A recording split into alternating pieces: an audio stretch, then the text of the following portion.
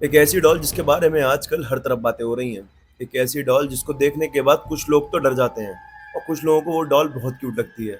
और आजकल हमारे बॉलीवुड सेलिब्रिटीज भी उस डॉल को कैरी करना बहुत पसंद करते हैं। लेकिन उसको घर में लाने के बाद होने वाली जो घटनाएं हैं वो और ज़्यादा फेमस है ऑल ओवर द वर्ल्ड। और आज हम उसी डॉल के बारे में बात करने वाले हैं। जी हाँ, आप सही समझ रहे हैं, मैं बात कर रहा हूँ लबूबू डॉल्स की। लबूबू एक पॉपुलर आर्ट टॉय सीरीज का पार्ट है जिसको लॉन्च किया था पॉप मार्ट ने। पहली नजर में जब आप इसको देखोगे तो ये आपको छोटा सा क्विक कैरेक्टर लगता है, बड़ा प्यारा सा। लेकिन जैसे जैसे इसका डिजाइन इवॉल्व होता गया, इसका चेहरा प्यारे से खतरनाक होता गया और भी डिस्टर्बिंग लगने लगा। उसकी लार्ज आईज, उसके शार्क लाइक टीथ और अंदर से उसकी स्माइल ऐसी जिससे उसको देख के लग रहा हो उस डॉल के अंदर से कोई चिल्ला रहा है। सिर्फ इंडिया नहीं, दुनिया के अलग अलग हिस्सों से रिपोर्ट आई है जहां पे लोगों ने लबूबू डॉल्स के साथ पैरानॉर्मल एक्सपीरियंस फेस करे हैं। सिंगापुर के एक लबूबू डॉल कलेक्टर ने बताया कि उसकी डॉल की रात 3 बजे आंखें बिल्कुल रेड हो जाती हैं और ऐसा लगता है कि वो डॉल जिंदा हो गई है। और उसने बताया कि उसने उसको सपने में आके बोला कि लेट मी आउट। इंडोनेशिया में एक 4 साल की लड़की ने सुसाइड किया और उसकी जो आखिरी पेंटिंग्स थी उसके अंदर सिर्फ एक चीज थी, लबूबू का डिसॉर्टेड फेस। रेडिट पे एक लबूबू डिजाइनर ने पोस्ट किया कि कंपनी ने हमें बोला है नेवर कीप लबूबू इन अ डार्क रूम अलोन, लेकिन क्यों वो अभी तक बताया नहीं गया। और लबूबू से रिलेटेड कई अजीब अजीब थ्योरीज हैं, जैसे कि लबूबू के डिजाइन को लेके बहुत सारी थ्योरीज। लोग कहते हैं कि लबूबू के डिजाइन में कुछ हिडन सिंबल्स हैं। कहते हैं कि कुछ डॉल के फीट के नीचे 16 नंबर्स लिखे होते हैं, 13, 23 और 66। ये नंबर्स कब और क्यों डाले गए किसी को बिल्कुल नहीं पता। एक थ्योरी कहती है कि लबूबू एक जापानीज योकाई से इंस्पायर्ड है, मतलब एक इविल स्पिरिट जो बच्चों के टॉय में घुस के उनके जरिए लोगों की आत्मा को खींचता है।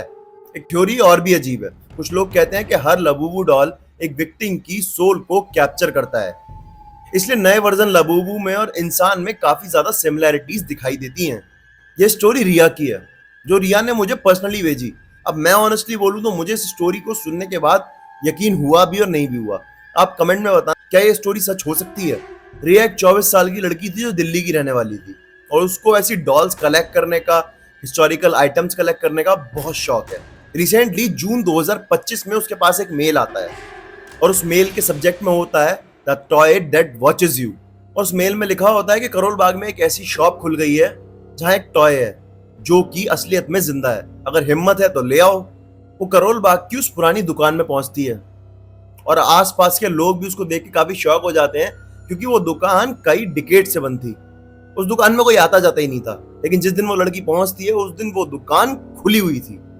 लोगों ने भी काफी ऐसा देखा कि पहले दिन दुकान खुली, कस्टमर आ गए, क्या है। वो लड़की बता रही थी कि उसको लोग बहुत अजीब नजर से देख रहे हैं। तो वो दुकान के अंदर घुसती है। अंदर बहुत ज्यादा अंधेरा होता है, एक छोटी सी डिम लाइट जल रही होती है, वुडन पुरानी अलमारियां होती हैं और एक बीच में चेयर होती है जो बहुत पुरानी होती है। और उस चेयर पे सामने ही बिल्कुल शॉप के बीच में रखी होती है लबूबू डॉल। वो उस डॉल की पैकिंग को दुकान में ही हटा देती है और जब देखती है तो उसे ऐसा महसूस होता है कि उसकी आंखें ग्लास की नहीं बनी हुई हैं। उसकी आंखें देख के उसे ऐसा लगता है कि वो असली आंखें हैं और उसका जो फर है वो उसको ऐसा लगता है उस पर हाथ लगा के कि ये किसी जले हुए आदमी की स्किन लग रही है। और वो जो दुकान वाला होता है उससे एक भी सवाल नहीं पूछता। जब वो शॉप के अंदर आती है वो उसे 300 रुपए देती है दुकान वाले को और वो डॉल वहां से लेके निकल जाती है। और लड़की को शॉपकीपर का बिहेवियर बड़ा अजीब लगता है कि ना उसने बार्गेनिंग करा, जो मेरे मन में प्राइस आया मैंने वो दे दिया, 300 रुपए में लबूबू डॉल मेरे को मिल गई। बहुत सारे सवाल उसके मन में होते हैं। अब उसने लबूबू के बारे में ऐसी बहुत सारी हॉरर थ्योरी सुनी थी। उसने सोचा मैं लोगों को यूट्यूब पे वीडियो बना के बताऊंगी कि मैं लबूबू डॉल ले आई हूँ और ये ऐसी होती है, फलाना ढिमकाना। उसने एक छोटा सा इंट्रो शूट करने के लिए लबूबू डॉल को एक सामने टेबल पे रखा, अपने कैमरे को, फोन को ट्राइपॉड पे लगाया और एक इंट्रो शूट करना शुरू किया। जब उसने उसके बाद उस इंट्रो को देखा तो उसको ऐसा महसूस हुआ कि उस वीडियो के अंदर ही करके आवाज आ रही है किसी के हंसने की, और जिसकी आवाज मुश्किल से 5 साल के बच्चे की लग रही है। पर रिया ने मेरे को उस टेक्स्ट में ये भी बताया कि वो घर पे अकेली थी। फिर असली चीज शुरू होती है, असली चीज जिससे डर लग जाएगा। लेकिन मैं इसमें एक और बात ऐड कर देता हूँ। मैंने रिया को कांटेक्ट करने की कोशिश करी ताकि मैं पर्सनली उससे कहानी कॉल पे सुन सकूं और आपको और अच्छे से सुना सकूं। लेकिन then I got to know कि ये मेल रिया का है ही नहीं, ये स्टोरी रिया की है जो किसी ने रिया बन के भेजी है। क्योंकि जब मैंने कॉल किया, मेरे को नंबर एक प्रोवाइड कराया गया, तो वो उसकी एक फ्रेंड थी जो उसी के साथ दिल्ली यूनिवर्सिटी के एक कॉलेज में पढ़ा करती थी। और ये पूरी स्टोरी उसी लड़की ने मेरे को भेजी है रिया बन के। और उसने मेरे को कहा कि आप एक बार स्टोरी को सुना दो। अब मैं इस स्टोरी के बारे में सिर्फ आपको इतना बता सकती हूँ कि ये स्टोरी असली है, और मैं किसी को भी ये स्टोरी सुनाती हूँ तो वो यकीन नहीं मानता। अगर आपको लगता है कि ये स्टोरी असली है तो आप सुना दो। तो मैंने उसको यही कहा कि मेरे को लगता नहीं लगता से कोई फर्क नहीं पड़ता, मैं ये स्टोरी सुनाऊंगा और ऑडियंस बताइए क्या ये स्टोरी असली है या नहीं है। रात के 3 बजे रिया की आंख खुलती है। उसको ऐसा लगता है कि कोई आवाज आ रही है, लेकिन जब वो नोटिस करती है तो उसके बेडरूम का दरवाजा खुला हुआ होता है। वो बहुत ज्यादा चौंक जाती है। वो सोचती है कि कैसे हो सकता है यार, ये मैंने तो रूम का दरवाजा अंदर से लगाया हुआ था। लेकिन जब उसने ध्यान दिया तो लबूबू डॉल जब उसने नीचे देखा तो उसके बेड के फुट एंड की तरफ थी। लेकिन जैसे उसने लाइट जलाई तो वो तुरंत उसके बगल वाले शेल्फ पे आके बैठ गई। उसको लगा शायद उसको वहम हो रहा है और वो मतलब वही सपना देख रही होगी, यही सोचता है आदमी। लेकिन उसके रूम में एक कैमरा लगा हुआ था, जो कि वायरलेस कैमरा था, और उसने लगाया था क्योंकि जिस पीजी में रहती थी वहां पे कुछ ऐसा इंसिडेंट ना हो और क्या, ताकि कोई चोरी वोरी ना हो, इस वजह से उसने कैमरे की रिकॉर्डिंग चेक करी। तो 2:58 पे उसने रिकॉर्डिंग चलाई। उसके बाद जो उसने देखा, उसे देखने के बाद वो पूरी तरह हिल गई, फ्रीज हो गई। उसको समझ में नहीं आया क्या हुआ।